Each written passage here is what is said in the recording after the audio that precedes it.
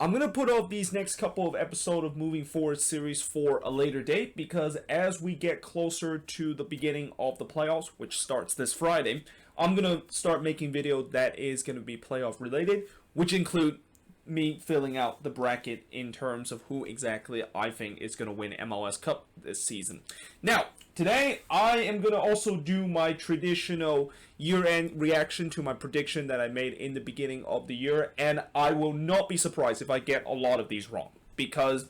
when I did this back in February, I never thought that we would be in a situation where we would be in a global pandemic that basically shut down the league for 4 months. We had an MLSisback tournament where the group stage game is literally going to be taking place in Orlando, and that those games are actually going to count toward the regular season standings. I didn't know that we were going to have a shortened season where all the games were just kind of regional game and there wasn't really a lot of interconference game. And most importantly, I didn't think the conference would look a little bit different in terms of how Nashville actually moved to the Eastern Conference, and now we once again have an unbalanced situation where the West had 12 teams and the East had 14 teams, and it kind of does create a headache of where in the world should I put Nashville in terms of this reaction video, because in the beginning I put them in the Western Conference and now they're in the Eastern Conference. Should I actually decided to just add them into the Eastern Conference or just put them in the West? Well, the answer is that I am actually going to put them in the Eastern Conference. Although what did make it a little bit easier is the fact that I did predict them finish last in the Western Conference. So I thought, you know what, since if that's the case, I might as well just put them last in the Eastern Conference too. And you probably know that if you actually look at the real standing, they did not finish last this season. And that is one of probably many predictions that I got wrong in the beginning of the season. But yeah, it's okay. Nobody expected that this was going to be a chaotic year like what we seen back in February. And if you would have told me that we were going to have this chaotic thing happen at the end of the year, you are either just come from the future or you are just clearly lying, and there's no way in the world you can predict that this is going to happen. But either way, let us actually begin with the first place team, and I put the standings of the teams that I predict of how exactly they're going to be finished back in February, and I also will write down each team in terms of their actual finish. So we start with the Eastern Conference, and with NYCFC, I said that they were going to finish first. In the end, they finished fifth in the Eastern Conference, and this could have been a very bad prediction for me too if it wasn't for NYCFC to started to get back to where they're supposed to belong in the Eastern Conference, with them started to win games in the latter part of the season, because if you remember, Ronnie Delia was under a lot of heat earlier this season with how much struggling NYCFC is. But as I said, they started to ride the ship a little bit and climb themselves into fifth place, and this is definitely one team that, knowing the fact that they are coming into the playoffs hot, this is definitely a team that it will be very interesting to see how far they are going to make it into the playoffs. Now, in second place, I predicted Toronto was going to finish second, and believe it or not, they actually did finish second in the Eastern Conference. Although they could have finished first in the Eastern Conference, they could have won the Supporters' Shield this season if they didn't have a very struggling stretch down the line, which eventually they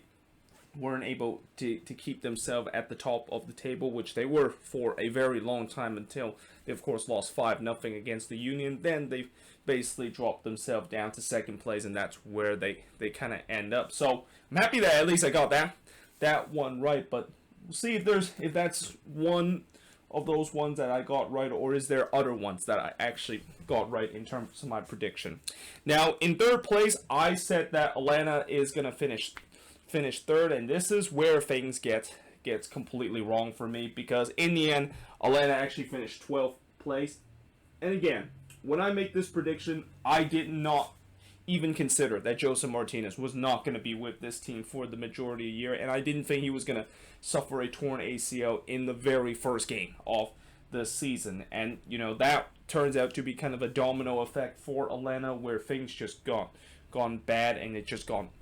worse as the season goes on. It got so bad that they actually fired Frank DeBoer literally in the fifth game of the season, and after the MLS is back tournament, and ever since they've been under interim head coach, they haven't exactly done as good either, as they're still unable to find themselves make it to the playoffs and actually finish as one of the worst team in the Eastern Conference. Now, in fourth place, I said DC United was going to finish that position, and this is another one that I got terribly wrong, and they end up finishing 13th. And again, I didn't think that there was going to be injuries that DC United was going to suffer, especially on the attacking end, and I didn't think that all those players that they bought during the offseason most of them turns out to be a huge flop, and it turns out that of course was the case. And they did find some light near the end of the season, and I think a lot of that has to do with Ben Olsen no longer being on this team and getting fired, and that kind of re-energized the team. But unfortunately, it was just way too late in terms of them making a late playoff push with just so few games left this season. Now, at number 5, I said that the Union was going to finish that position, and it turns out they won the Supporters' Shield. And, I was actually wrong about the fact that they were going to take a step back, as I think I remember when I did the prediction, I thought they were going to take a step back with the way that when I look at the squad, I just feel like it's not going to be as talented as what we saw last season. And maybe last season there were a couple of guys that kind of overachieved. Yeah, that was not really the case. Those guys that I thought overachieved last season, it turns out that they were actually really decent player, and there's definitely some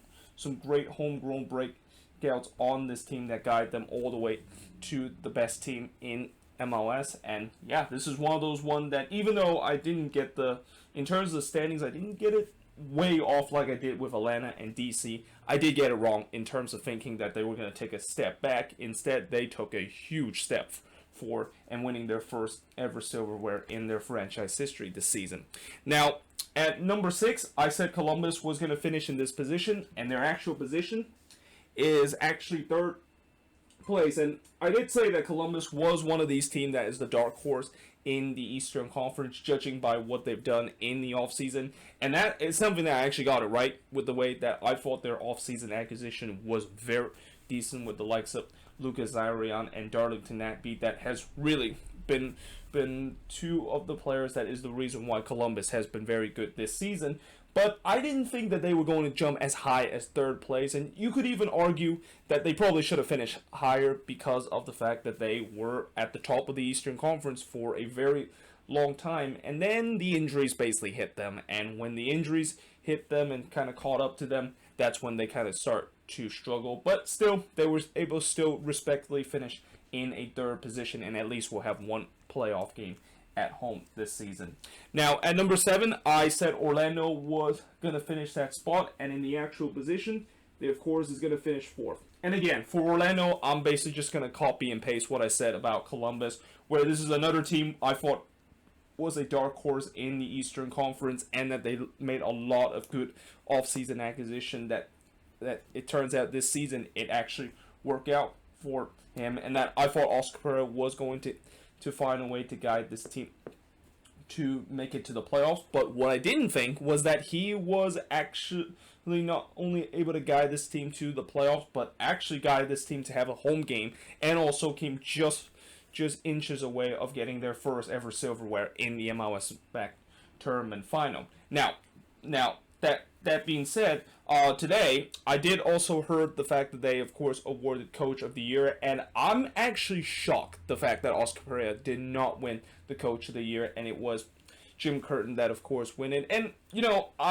for a long time I always respected Jim Curtin, even during the time when there was a lot of criticism of how his team has played, and a lot of people have want him to be fired, and I kind of always defended him in terms of the fact that I think he could definitely be a decent coach, and he's definitely seen it, and definitely this is probably the best that he has ever coached this Union team. However, I thought with the way how Oscar Pereira just instantly changed this Orlando City team to become a bottom feeder, to be one of the best and one of the funnest teams to watch in MLS, I'm really shocked the fact that he did not win it. And I even said it multiple times this year that there's no way in the world Pereira is not going to win the Coach of the Year with the turnaround that he has done this season. And yeah, I'm just kind of stunned that Jim Curtin, of course, won that award. But that being said, I do think that there is some reason why I think Jim Curtin deserved to be Coach of the Year, just because of the fact that he was part of the team that won the Supporter Shield. And I think if Oscar Pereira actually got this Orlando City team their first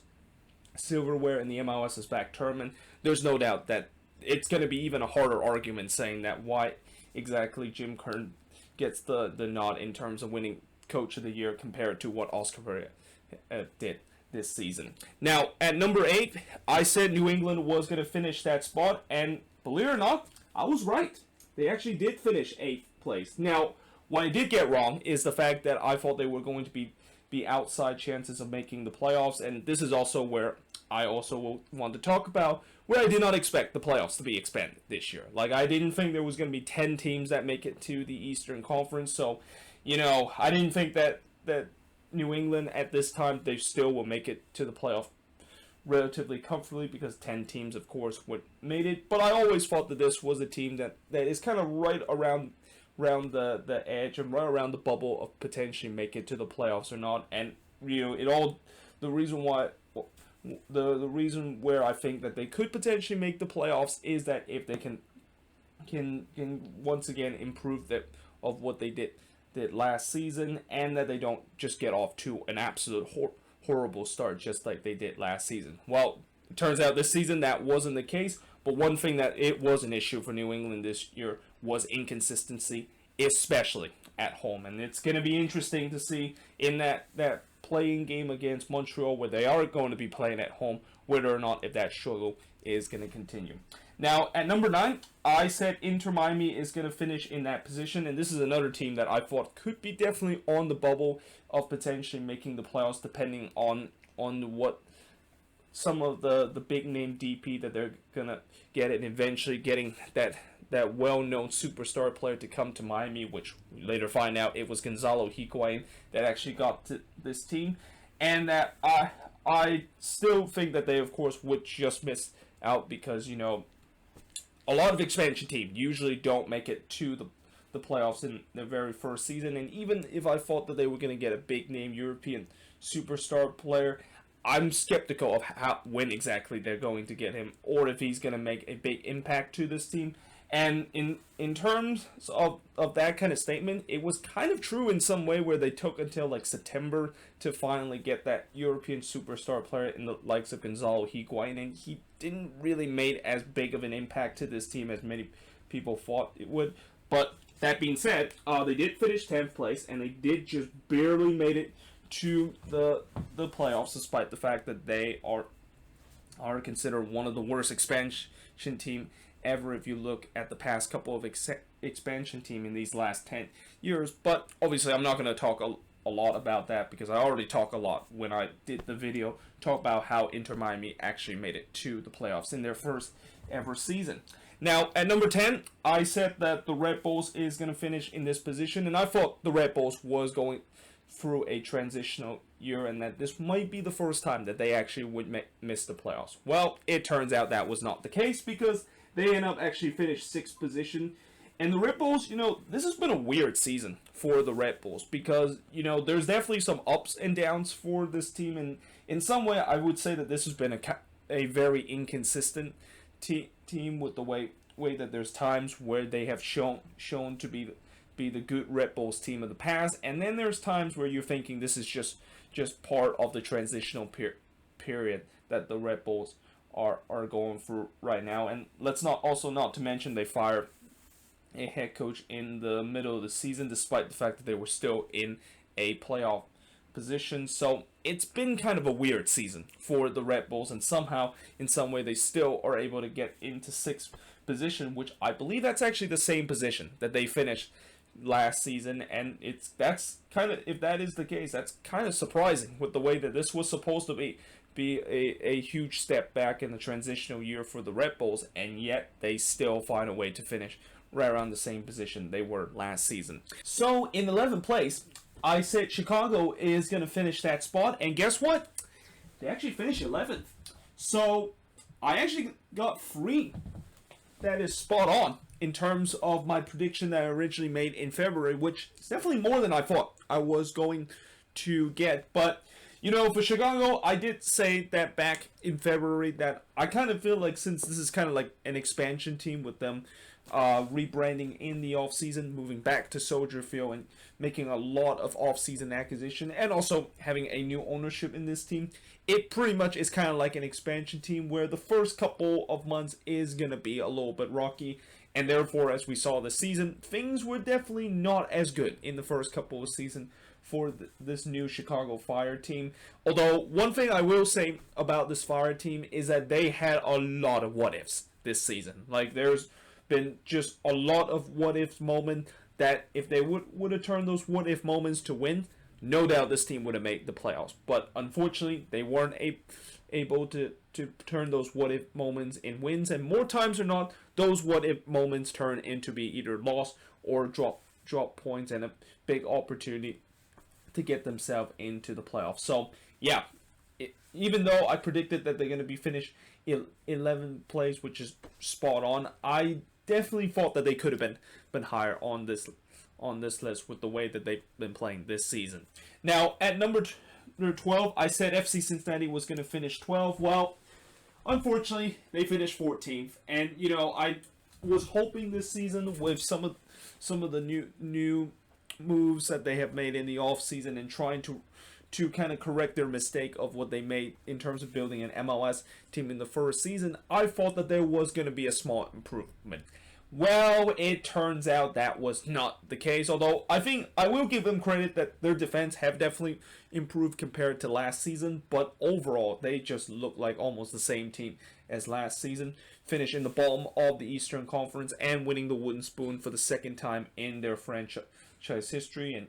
you just hope that heading into next season, things are going to improve. Now, in 13th place, I said Montreal is going to be finishing this spot because I was kind of concerned with the way that the team was definitely weaker than before, and they didn't really make a lot of off-season move this year. And, well, it turns out they actually made it to the playoffs, and they actually finished 9th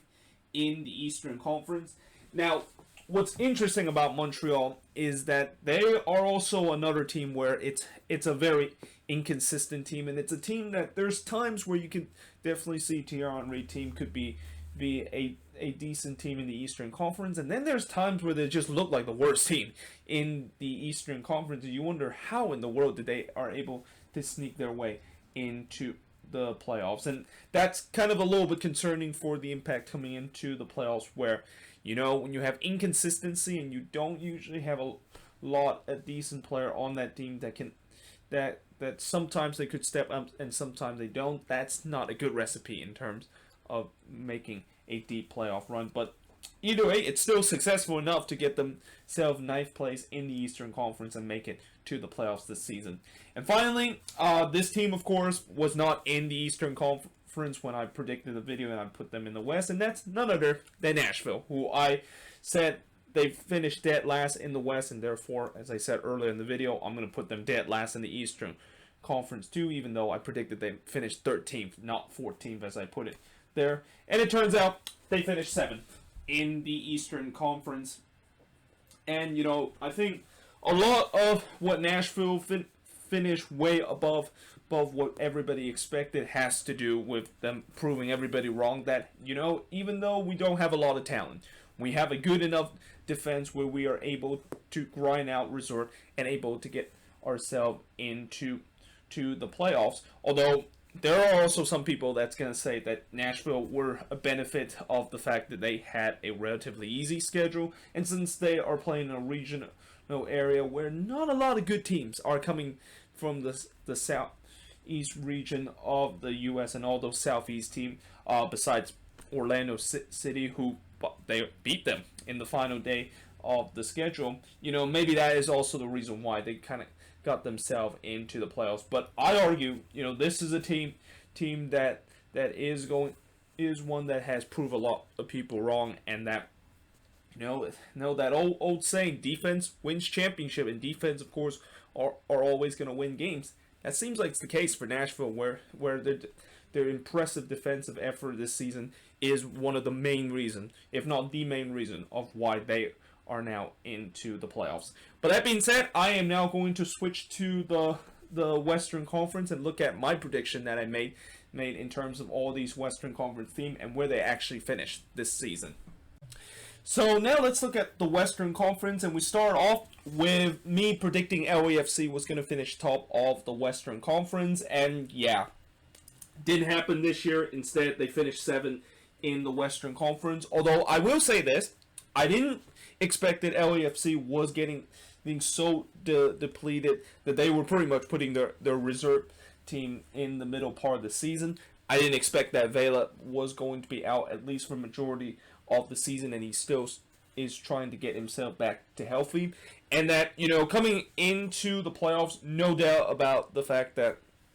that first round match against Seattle is going to be a daunting match, especially if LAFC is going to potentially won't have a lot of their starters back in their team for that first round against Seattle. But if they do get past Seattle, I think this could be the most dangerous 7th seed we have ever seen in the playoffs ever, and that this is definitely a team that if they are going to get some of their best player back, this is a team that could potentially be an MLS Cup contender. Now, in second place, I predicted that Seattle was going to finish that spot, and look at that. They finished second as their actual position. Although this one was a relatively easy one, because you know the old saying, death, taxes, and something like that? Well, you can basically say death, taxes, and the Seattle Sounders somehow finished second in the Western Conference. I mean, as crazy as this world has been this season, at least we did have some normalcy. The fact that the Sounders finished second place, which remarkably, they've finished second for now 4 seasons in a row. And despite the fact that they've been kind of the bridesmaids in terms of them not getting the top spot of the Western Conference, at least they won an MLS Cup during all those times that they finished second. And I don't think all those teams that finished first place during those 4 years can even say that they, of course, win an MLS Cup. And that I think you have to go back, maybe I believe in 2014 that was the last time a team that finished top in the Western Conference went on to win MLS Cup, as I think the Galaxy finished top that year, and they went on to win MLS Cup that season. Now, in third place, I said Minnesota is going to finish that position, and I was pretty close in terms of this prediction as they finished 4th in the Western Conference. Although I will say this, despite the fact that I know there's been a lot of people that's been praising of how Minnesota is able to still finish around the same position that they were in last year, despite the fact that they had to battle numerous injuries throughout the season, don't let that distract you the fact that the Loons have been very lucky. Like I've been saying before in some of the games that Minnesota has been playing, they have got very lucky with some of either VAR decision that kind of gone in favor of them, late goals that kind of was a little bit of a fluke, and that maybe a call should have been gone the other way, and that goal shouldn't have counted. And let's also not forget that there was also an own goal that basically gave us a victory in one of those games. So they've been very lucky. The fact that they have got themselves back into 4th position, and unfortunately they need some more of that luck into the playoffs, because this is another team that is going to be very shorthanded into the first round, and maybe even more shorthanded than what I would say about the previous 2 teams, that is LAFC and Seattle, because besides the international duty players that's not going to be available in that team, there's still a long list of injuries of players that you don't know if they're going to be ready or not for that first round matchup against Colorado. Now, in 4th place, I said Portland was going to finish in that position, and again, this one was pretty close too, because they actually finished 3rd place in the Western Conference. And basically, if I would have just flip-flopped both Minnesota and Portland, I would have got both of those prediction right too. And I thought the Timbers was going to be competitive this season, and for the most part they were competitive, and that there were times where they looked like they were one, if not the best Western Conference team in this league. However, the thing that kind of hold them back is the fact that they always have those blown leads and all those goals that they allowed late in the game. And I know it wasn't really a habit as we were down the stretch, but it was really a habit in the beginning of the season, and hence that is the reason why they weren't able to finish maybe at the top of the Western Conference. And in fact, the top three was actually very, very tight in the Western Conference, and that I believe all three teams actually tie in terms of points total in the top three of the Western Conference. But it's only to see that SKC has a better goal, or not goal differential, but a better points per game average up to that point compared to those two other teams that finish in their respective spot in the Western Conference. Now, in fifth place, I said the Galaxy is going to finish in that spot, and boy, was I wrong about this one. Turns out they finished 10th in the East or in the Western Conference. And what went wrong for the Galaxy this season? I kind of talked about yesterday of how some of their big name players that they signed this off season didn't really did well whatsoever, and one of those is Chicharito, who we thought that he was at least going to maybe replace half of the goals that Zlatan scored and could once again create a good attacking threat to this Galaxy team as when Zlatan was with this one. Turns out that was not the case, and you also got to factor the fact that the defense was just absolutely garbage again, but also because of how bad the attack also was, especially down in the second half of the season. They of course finished themselves in 10th place in the Western Conference and came nowhere near in terms of making the playoffs. Now in 6th place, I said that Sporting KC basically finished in that position, and it turns out they finished first and finished top of the Western Conference. And what's really strange about Sporting KC is that everything I said back in February, talk about why they're going to finish in 6th place in the Western Conference, kind of came true in this season. Like I said that they were going to be a team that's going to recover after such a horrible season, and they in some way did recover after that horrendous season that they had last year. But I also thought that the defense was going to be an issue, and that there's going to be times where old habits is going to come back to haunt this team. And this season, we saw that there were times the defense for SKC was very leaky, and old habits kind of came back to this team where they just give up goals in the last 15 minutes of the game. And yet, despite all that factor, they still finished first in the Western Conference. Like, I generally have no idea how that turns out to be the case. I mean, I guess maybe the only reason I can say that they finished first is because of the fact that they've been playing a very easy schedule, and as I will of course talk about later on, this is where I can see why a lot of people say SKC are a pretender team, because when you have played so much easy opponent down the stretch, when playoff time does come, it will be interesting to see were they very good just because they were playing some lowly opposition, or were they actually really, really good when they do face against a good team heading into the playoffs. Now, in 7th position, I say FC Dallas was going to finish that spot, and again, I was pretty close. They end up finished 6th in the Western Conference, and what I said back in February also was kind of true, where I thought this was a team that was going to be on the bubble of making the playoffs, as it is the case for Dallas for the past couple of seasons. And there were definitely times, at least in the last couple of games, when they were really struggling. There was a lot of doubt that they could actually try to replicate the collapse that they had back in 2017, but thankfully they didn't do that, and able to, in the end, comfortably get into the playoffs in the 6th position. Now, in 8th place, I said Colorado is going to finish that spot, and this was another team that I talked about how they are kind of a dark horse team heading into this season, and they're kind of like the Western Conference version of my dark horse team. And it turns out they actually finished 7th in the Western Conference, albeit there was a lot of criticism with the way that they have played so fewer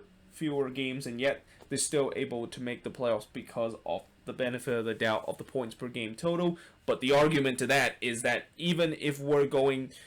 to not go with a points per game total, Colorado would have still made it to the playoffs, compared to Vancouver, of course,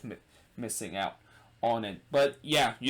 I think this is another one where, earlier back in February, I thought that this was kind of a dark horse team heading into this season, and they're once again another dark horse team heading into the playoffs, and I once again got what I thought this team was going to be, albeit this time I think they're going to be not only a dark horse team heading into the season, but now they are really a dark horse team and a team you do not want to play when playoff time does begin. Now, in ninth position, I thought RSL was going to finish that spot, and it turns out they actually finished 11th in the Western Conference. And the thing about RSL, and the reason why I thought they were going to finish very low, is because that talent gap that they've been having compared to other teams, that is going to eventually catch up to them. And knowing the fact losing Nick Raimondo last season and how big he meant to this team,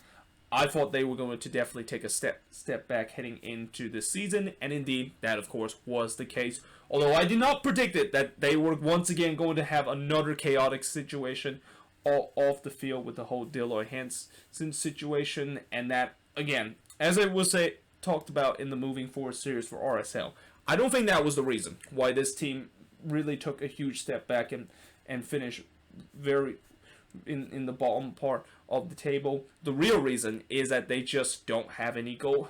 scored on the team, and the goal well basically dried up, and a lot of that maybe has to do with the talent wise, where they don't really have a lot of good attacking talent, or at least some of those attacking talent that they had were kind of underachieving heading into this season. Now, in 10th place, I thought the Quakes were going to be finished in that position, mainly because I was having a lot of question with this Quakes team. This was kind of the exact same team that basically just missed out on the playoffs last season. And I was thinking, with us just keeping the same team, does that mean that the team is going to get better, or is it actually going to get worse? Well, it turns out it was neither, because they actually finished around the same position, or not around the same position, but pretty much the same position that they finished last season, which is 8th place. But the only difference is, because of the extended playoffs, they, of course, made it to the playoffs. And this season, in terms of how things have gone, is kind of similar to last season, too, where, when you look back this season, especially after the MLSisback tournament and the season resumed, they went on a horrendous run where they were, giving goals for fun, just like what happened last season, where for the first 4 games, it was just a horrendous stretch for the Quakes. But then eventually something clicked, and the team started to go on a very good run, just like what we did last season, where in the middle of the season that the team was definitely considered one of the hottest team in MLS. And then right near the end of the season, you can definitely start seeing some cracks that was on the Quakes' wall, just like what happened last season when the team just collapsed in the last 6 games and lost 6 in a row to miss the playoffs. Now, hopefully that is not also the case when we get into the playoffs, where the Quakes are going to just be kind of a one and done team, and that it doesn't really kind of matter if they, of course, made it to the playoffs as an 8 seed. But that being said, I will say that this is another team that is, if you look at all these teams in MLS that has been very inconsistent, the Quakes are right near the top of the list, and maybe are the king in terms of inconsistency and just unpredictability, because there's times where I can see that this team has the potential of being a very decent team, and then there's times where they look like the worst team in the league. And that can also happen during a game too, where sometimes they can be well on top of a game, and then everything just kind of fall apart, and they just look like a really bad team. So yeah, it's just so unpredictable what's going to happen for the Quakes heading into the playoffs. And in some way, I'm kind of back in the same situation I was in the beginning of the season, where I just don't know what's going to happen with this Quakes team, and whether or not if they're going to go on a deep playoff run, or is it just going to be a one and done situation. Now, in 11th place, I said Houston was going to finish in that position, and I wasn't that wrong about that too, as they actually finished 12th place in the Western Conference, which is dead last in the West. And the reason why I thought the Dynamo was going to struggle this season was because this is a transitional year for them. And even though I know they try to pretend it's not a transitional year by making some move to kind of retool the team, yeah, it is definitely a transitional year. And that even though they had that good run after the MLSisback tournament, reality basically kind of hit them par, and that now heading into next season, where next season is going to be interesting for the Dynamo, because not only the fact that it is a rebuilding time for them, but they are also going to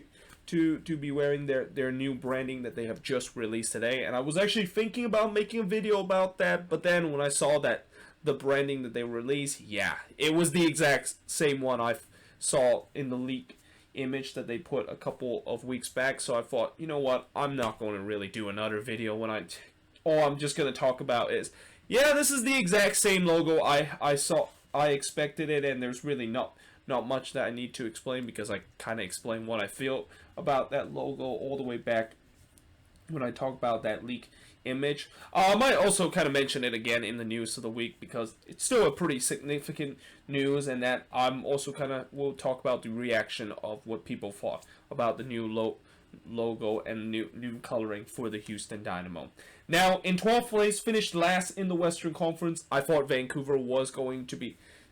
in that spot, but I thought they were going to be a little bit better, even if they're going to be finished in 12th place, and there's going to be some improvement. Well, there was definitely some improvement, and they actually just missed out on the playoffs in 9th place, and again, this is where a lot of Whitecaps fans are angry about the fact that they've been robbed because of the points per game total, even though, if you do the math, they will still miss the playoffs if every team was going to play the same amount of games during the shortened season. But no doubt the Whitecaps have definitely showed some improvement in this deep rebuild that they have, and I think that's what all Whitecaps fans are asking this team to be. I mean, this team last year was considered one of the worst teams in MLS, and heading into this season, there was a lot of skepticism that this rebuild that they're going is just going nowhere, and they're just going to stuck in this cycle of still